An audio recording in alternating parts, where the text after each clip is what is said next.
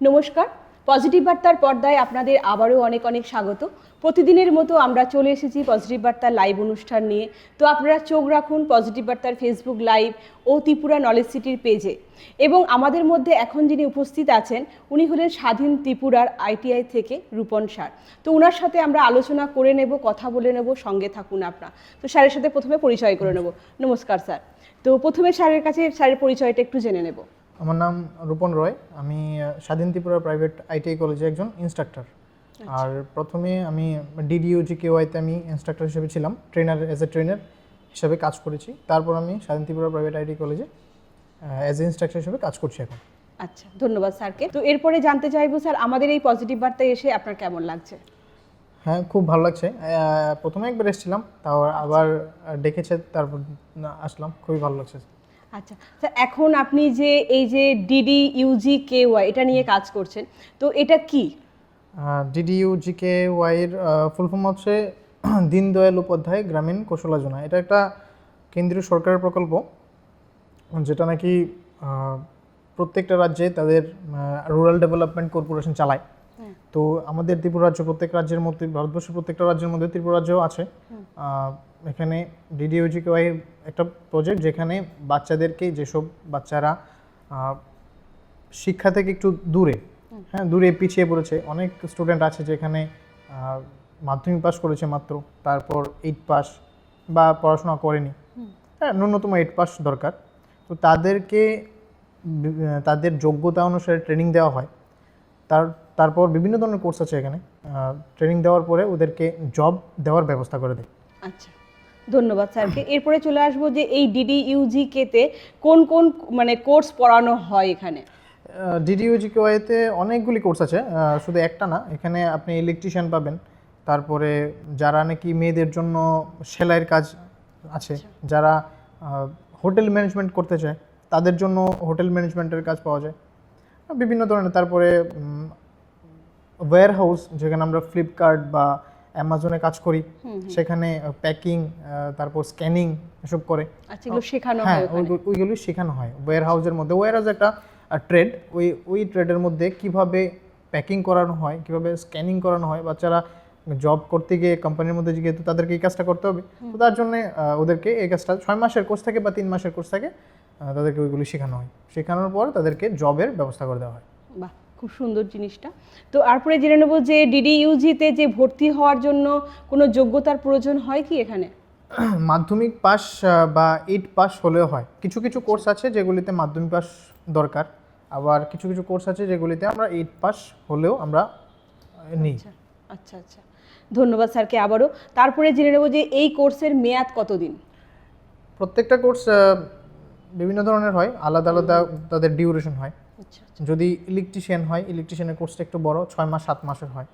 তারপর হোটেল ম্যানেজমেন্টের 3 মাসের কোর্স হয়। যারা সেলাই শিখতে চায় তাদের 3-4 মাস এরকম হয়। যারা ওয়্যার হাউসে কাজ করতে চায় তাদের কোর্সের ডিউরেশনে 3 মাস এরকম হয়। এটা ডেজে কাউন্ট করা হয়, 120 ডেজ বা 90 ডেজ এরকম। তো 90 ডেজ মানে 3 মাস এরকম। তো এই কোর্সটা শেখার পরে তারপরে কি কোনো সার্টিফিকেট দেওয়া হয়? হ্যাঁ, অবশ্যই। এটা কেন্দ্রীয় সরকারের যেহেতু প্রকল্প, তো ন্যাশনাল স্কিল ডেভেলপমেন্ট থেকে, ন্যাশনাল স্কিল ডেভেলপমেন্ট NSDC-র একটা সার্টিফিকেট ওদেরকে দেওয়া হয়। একটা যে ইনস্টিটিউশন ওরা শিখেছে সেই ইনস্টিটিউট থেকে একটা সার্টিফিকেট দেওয়া হয়, এবং তাদের ফাইনাল এক্সামের পরে ন্যাশনাল স্কিল ডেভেলপমেন্ট কর্পোরেশনের সার্টিফিকেট ওদেরকে দেওয়া হয়। বাহ, খুব সুন্দর। তো এরপরে আবারও জেনে নেব যে এই ভর্তি প্রক্রিয়ার যে মানে কোর্সটা মানে কীরকমভাবে হয়, মানে ভর্তিটা কিভাবে হয়? ভর্তিটা হচ্ছে, আমরা যে ইনস্টিটিউশনে তাদের কোর্সের ডিউরেশন একটা দুইটা, তাদের অনুসারে, ট্রেড অনুসারে যতগুলি ব্যাচ চলে, তো প্রত্যেকটা ব্যাচ যখন শেষ হওয়ার পরে কাউন্সেলিং করানো হয়। আমরা লিফলেট দিই বা আমাদের মোবিলাইজার থাকে। এখন মনে করেন একটা কোর্স শেষ হবে, তো তার আগেই আমরা ওই কোর্সে নেক্সট ব্যাচ শুরু হওয়ার জন্য আমরা মোবিলাইজ করি, স্টুডেন্টদের বাড়ি যাই বা বিভিন্ন ধরনের এরিয়াতে আমরা সার্ভে করি। সেখান থেকে আমরা স্টুডেন্টদেরকে বা মিটিং হয়, বিভিন্ন ধরনের কৌশল মেলা হয়। হ্যাঁ, ব্লকের আন্ডারে, এখন ব্লকের আন্ডারে কৌশল মেলা হয়। ওই মেলাতে আমরা আমাদের প্রেজেন্ট করি আমাদের যা কিছু কোর্স ডিটেল সম্বন্ধে।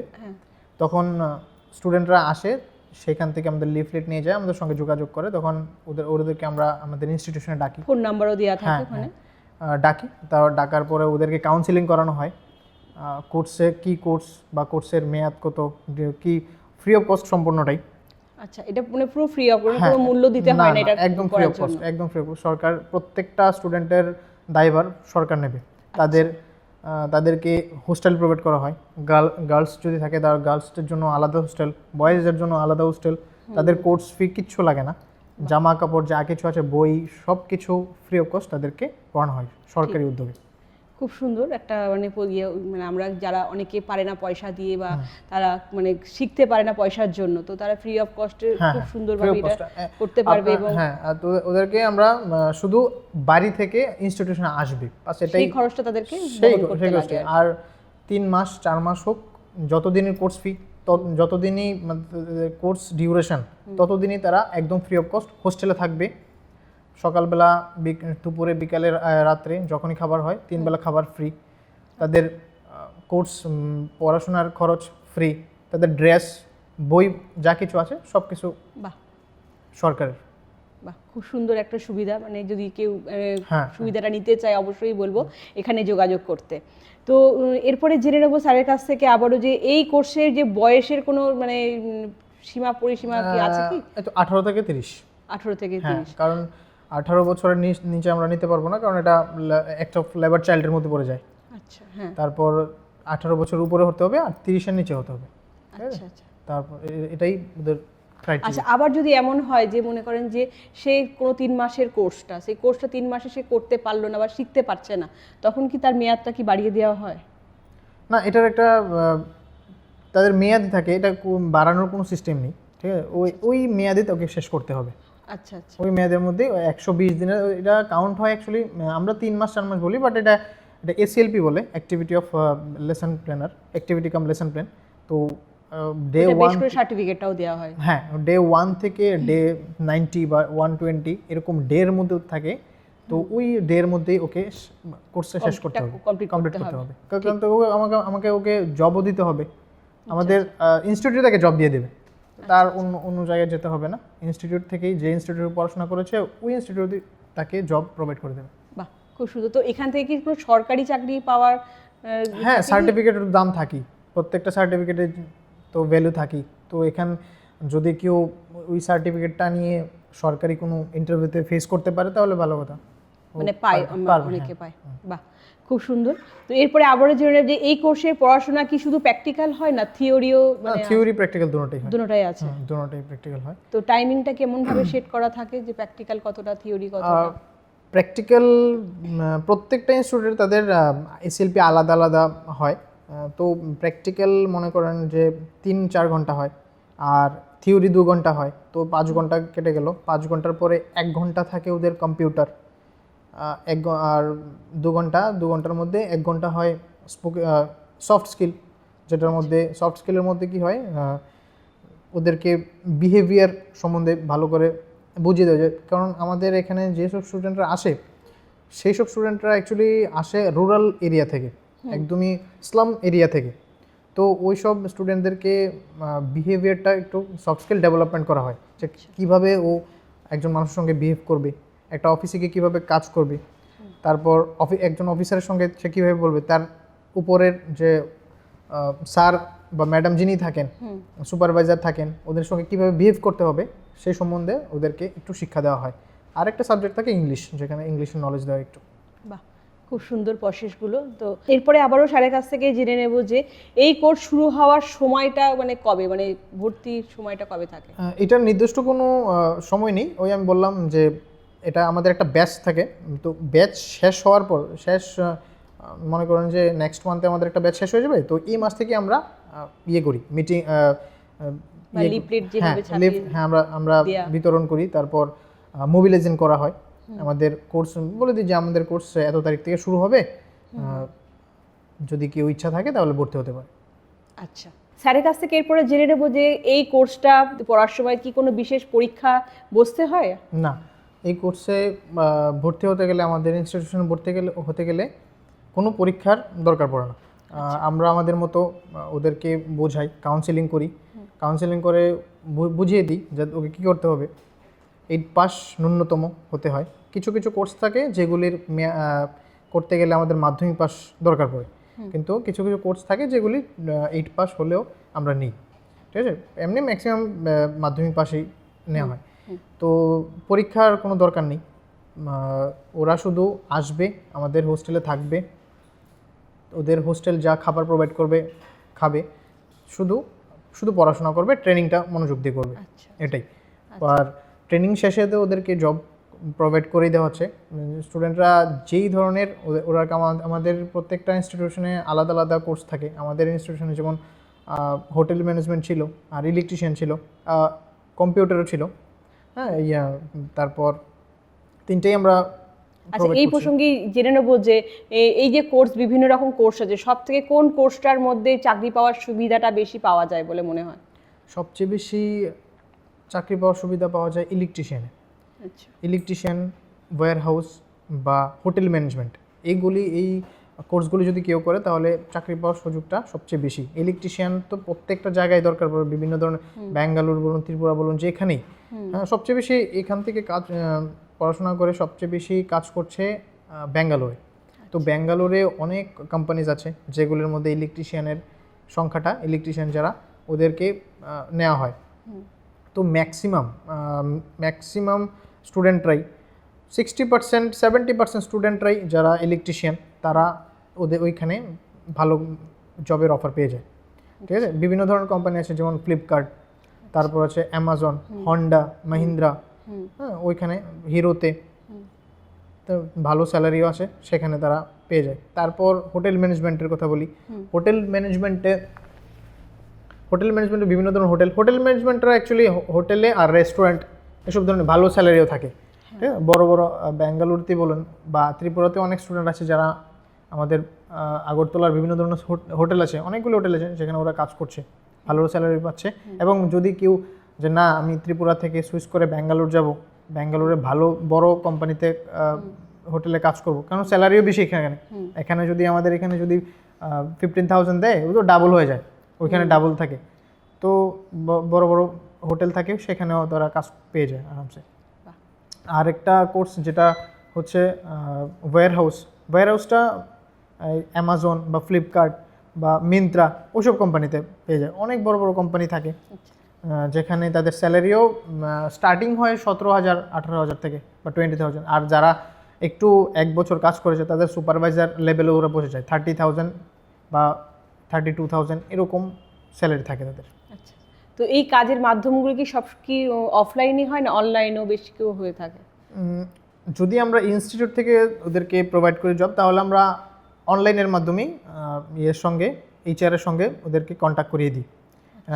গুগল মিটের মধ্যে ওদেরকে আমরা প্রোভাইড করি, মিটিং করে দিই। আর যদি কেউ কোনো স্টুডেন্ট মনে করে যেন নিজে যাবে, সে সার্টিফিকেট দেখাবে বিভিন্ন ধরনের কোম্পানিতে, সে আমাদের কোর্সের যে কোর্সটা করেছে সেই কোর্সের সার্টিফিকেট দেখাবে, তাহলে আরামসে পেয়ে যাবে।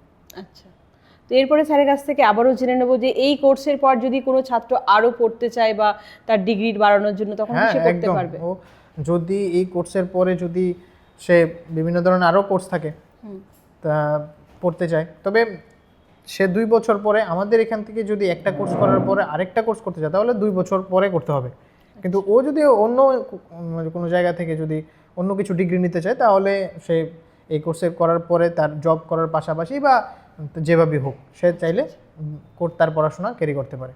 বাহ, ধন্যবাদ স্যারকে। তো এরপরে স্যারের কাছ থেকে আবারও জেনে নেব যে স্যার তো আমাদের আইটিআইতে রয়েছে কলেজে, তো ওই কলেজে আইটিআই সম্বন্ধে একটু যদি আমাদেরকে ডিটেলসে কিছু বলতেন ওখানের। হ্যাঁ, আমাদের আইটিআই কলেজে এখন 2টা ট্রেড চলছে, একটা হচ্ছে ফিটার, একটা ইলেকট্রিশিয়ান। তো ইলেকট্রিশিয়ানে তো কারেন্টের কাজ এগুলি নিয়েই হয়, আর ফিটার যারা ইলেকট্রিশিয়ান তারা ইয়েতে, যেমন ওএনজিসিতে বিভিন্ন ধরনের কোম্পানিতে জব পেতে পারে। সেমভাবে ফিটারেও ওএনজিসিতে সবচেয়ে বেশি তাদের প্রোভাইড করা হয়। তারপর যদি ইলেকট্রিশিয়ানের কথা বলি, বিভিন্ন ধরনের কারেন্ট অফিস আছে, সেগুলিতে ওরা জবের পেতে পারে। আর আমাদের এখন কোর্সের অ্যাডমিশন চলছে, তো 2টা ট্রেড আছে আমাদের এখানে প্রোভাইড করি আমরা, যেটা হচ্ছে ইলেকট্রিশিয়ান একটা ফিটার। ইলেকট্রিশিয়ানের তাদের কোর্স ফি হচ্ছে 50,000 আর ফিটার হচ্ছে 45,000। এখন থেকে আমরা ভর্তি প্রক্রিয়া শুরু হয়ে গেছে। তো এখানে যোগ্যতাটা কেমন লাগে? মাধ্যমিক পাস দরকার প্রত্যেক, Minimum হ্যাঁ মাধ্যমিক পাস। দুটো ট্রেডই আমরা মাধ্যমিক পাস থেকে নিচ্ছি। আচ্ছা আচ্ছা। তো এটার ক্রাইটেরিয়া যদি বলতে, এখানে যে ভর্তির ফিসটা তো বললেনই, আর সঙ্গে যদি মানে মানে কিভাবে তারা অনলাইন অফলাইন কিভাবে করতে পারবে এটাও যদি একটু আমাদের জানিয়ে দেন। যদি গুগলে গিয়ে সার্চ করে যে স্বাধীন ত্রিপুরা প্রাইভেট আইটিআই কলেজ, আমাদের কলেজের নাম হচ্ছে স্বাধীন ত্রিপুরা প্রাইভেট আইটিআই কলেজ, আচ্ছা সার্চ করে তাহলে ওদেরকে ফোন নাম্বার পেয়ে যাবে, সেখান থেকে ওয়েবসাইট থেকে ফোন নাম্বার আর কিভাবে যাবে ওরাও ওইটা সবটা পেয়ে যাবে। তারপর ফোন নাম্বারে ফোন করলে আমরা সব কিছু বলে দেবো। যদি কেউ কোর্স ডিটেল জানতে চায় যে কোর্সের কত টাকা বা সেমিস্টার ফি কত, 4টা সেমিস্টার এক্সাম হয়, 4টা সেমিস্টারে প্রত্যেকটা সেমিস্টারে আমরা আলাদা আলাদা করে কোর্স ফিটা ভাগ করে দিই। আর সবটা কোর্স ফি তো একটা, আবারও বলছি যে ইলেকট্রিশিয়ানের জন্য 50,000 আর ফিটারের জন্য 45,000। তারপর আমরা 4টা সেমিস্টার আমরা সেগুলিকে ভাগ করে দিই। কেউ যদি মান্থলি বেসিসেও, অনেক গরিব ফ্যামিলি থাকে যেগুলি প্রত্যেক এত বড় একটা অ্যামাউন্ট দিতে পারবে না, তাহলে মান্থলি বেসিসে সে দিতে পারে, তার ক্রাইটেরিয়া আমরা প্রত্যেকটা ভাগ করে দিই। আচ্ছা, তারাও যদি কোর্স করতে চায় তারাও কি এখানে থেকে বা না, এইভাবে ওদের দরকার নেই। যদি আগরতলার বাইরে হয়, আমাদের তো কলেজ আগরতলায়, আর যদি আগরতলার বাইরে হয় তা আমরা হোস্টেল এখনও দিচ্ছি না, সে ভাড়া থেকে করতে পারে। আমাদের রেগুলার বেসিসে কলেজ চলে, ঠিক আছে, আমাদের রেগুলার কলেজ। আর যদি আশেপাশের যদি স্টুডেন্ট থাকে তাহলে তো যাতায়াত করেই করতে পারে। আচ্ছা, তো এই যে রেগুলার বেসিক যে ক্লাসগুলো করেন, তাহলে এখানে একটা নিশ্চয়ই মানে পার্সেন্টেজ থাকে যে এত পার্সেন্ট প্রেজেন্ট থাকতে হবে। তো এইটা যদি আমরা একটু এখানে বলেন। 65% মিনিমাম, আচ্ছা 65% আমরা অ্যাটেন্ডেন্স থাকতে লাগে। আচ্ছা আচ্ছা, এখানেও প্র্যাকটিক্যাল থিওরির ব্যাপারটা চলে আসে। হ্যাঁ, প্র্যাকটিক্যাল থিওরি দুটোই থাকবে। প্র্যাকটিক্যাল প্রত্যেক দিন 2 ঘন্টা করে আর 1 ঘন্টা করে মিনিমাম আমরা থিওরি করাই। তারপরে আইটি থাকে। তারপর তো আমাদের এটা স্টার্টিং এবং শেষ কখন হয়, ক্লাসটা কখন থেকে স্টার্ট হয়? আমাদের ক্লাস 10টা থেকে শুরু হয়, 4টা অবধি, 4টা অবধি। এটার মধ্যে প্র্যাকটিক্যাল থিওরি প্রতিদিনই থাকে মানে? প্রত্যেক দিন থাকবে। আর আইটি কেউ যদি কম্পিউটার নিয়ে কাজ করতে চায় তাহলে আইটি ল্যাবও আছে আমাদের। তারপর ইলেকট্রিশিয়ানের ল্যাব আছে, ফিটার ল্যাব আছে, তাদেরকে আবার থিওরির জন্য আমরা থিওরি ক্লাসও আছে। তারপর আরেকটা 2টা সাবজেক্ট থাকে আরও, একটা হচ্ছে এমপ্লয়েবিলিটি স্কিল, যেটা আমাদের বিভিন্ন ধরনের স্যার থাকে, স্যাররা করান। আচ্ছা, এই কোর্সটা করতে করতেও কি তারা অন্য কিছু নিয়ে পড়তে পারবে তখন? না, এটা একটা রেগুলার কোর্স আমাদের। আচ্ছা, আমাদের রেগুলার কোর্স। এটার বাইরে তখন আর পড়া অন্য কিছু করা যায় না, মানে এটা কমপ্লিট করে তারপরে করতে পারবে? করতে হবে। এটা আমাদের রেগুলার কোর্স, আর রেগুলার বেসিসেই আমাদেরকে তাদের কলেজে আসতে হবে। 75%, 60 থেকে 75%, 70-র মতো পার্সেন্টেজ প্রেজেন্ট থাকতে লাগে। আচ্ছা, এটা তো সার্টিফিকেট নিশ্চয়ই দেওয়া হয়? হ্যাঁ, এটা 2 বছরের কোর্স। আচ্ছা 2 বছরের কোর্স। তারপর 2 বছর শেষে তাদেরকে 2টা সিবিটি এক্সাম হয়, সিবিটি এক্সাম দিতে লাগে, তারপর সার্টিফিকেট দেওয়া হয় 2 বছর পরে। আচ্ছা, তো এটার উপরে সরকারি চাকরির যে মানে একটা পাওয়ার চান্স তো থাকেই তাহলে? অবশ্যই, এটা তো সরকারি চাকরি পাওয়ার জন্য তো খুবই দরকার। আইটিআই কোর্স করে একজন সরকারি চাকরি, এখন রেলওয়েতে বলুন, তারপর বিভিন্ন ধরনের ইলেকট্রিক ডিপার্টমেন্টে বলুন, ওএনজিসিতে বলুন, যেখানেই যাবেন সার্টিফিকেট আইটিআই এর লাগবেই। আইটিআই ছাড়া কোনো কোর্স ওদেরকে। তো এই যে মানে মাধ্যমটি, বিভিন্ন পরীক্ষায় বসার যে মাধ্যমটি বা সব চাকরি পাওয়ার যে মাধ্যমগুলো, এগুলো কি আপনারাই করিয়ে দেন? আমরাও কিছু প্লেসমেন্ট দিই। তারপর ওরা যদি সরকারিভাবে কোনো প্লেসমেন্ট হয় তাহলে তো তারাই দেবে। আর যদি প্রাইভেটে, আমরা প্রাইভেট সেক্টরে কিছু আমাদের কাছে অ্যাপ্লিকেশান আছে, তো আমরা স্টুডেন্টদেরকে প্রোভাইড করি, ওদের যদি ইচ্ছা হয় তাহলে দেয়। আচ্ছা আচ্ছা, তো বলবো আমরা আলোচনার একেবারে শেষ পর্যায়ে চলে এসেছি এবং স্যারকে ধন্যবাদ জানাবো অসংখ্য, আবারও যে আমাদের এই পজিটিভ বার্তার অনুষ্ঠানে আসার জন্য, ওনার মূল্যবান সময় আমাদেরকে দেওয়ার জন্য। স্যার ভালো থাকবেন, সুস্থ থাকবেন। আপনাকে আবারও চাইবো আগামী দিনে আবারও আসবেন নতুন কোনো আলোচনা নিয়ে আমাদের মধ্যে। তো আপনারাও ভালো থাকবেন, সুস্থ থাকবেন, এবং আমাদের অনুষ্ঠান আপনাদের কেমন লাগছে অবশ্যই কমেন্ট করবেন। আর আজকের মতো আমাদের অনুষ্ঠান এখানেই সমাপ্ত। নমস্কার।